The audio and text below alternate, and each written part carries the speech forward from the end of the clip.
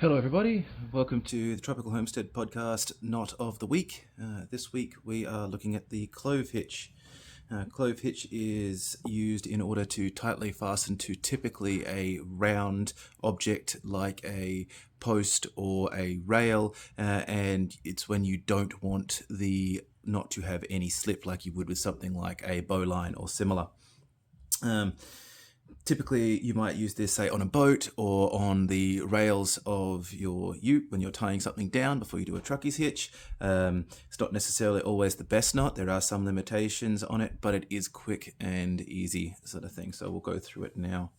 So I'll do it from two perspectives because sometimes you might be tying it from your left or your right side and it can get a tiny bit confusing. So the way I like to do it, we have our rail here. In this case, it's the shovel in my workbench, but on my vise rather, but it is what it is.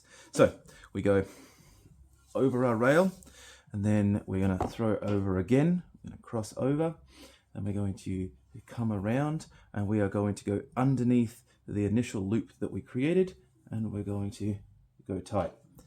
This is all we have to do.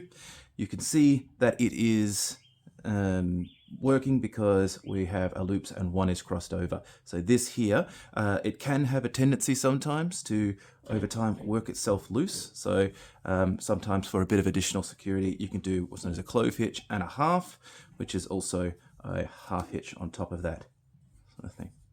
So I'll do it from the other perspective. Say you had just thrown a rope over a load on your ute or trailer, and we'll do it from... Sorry about that, I had to get my rope neatened up. So from the other perspective, if we were coming, say, from a load coming over the trailer or something like that, rope goes over your bar, around, over itself,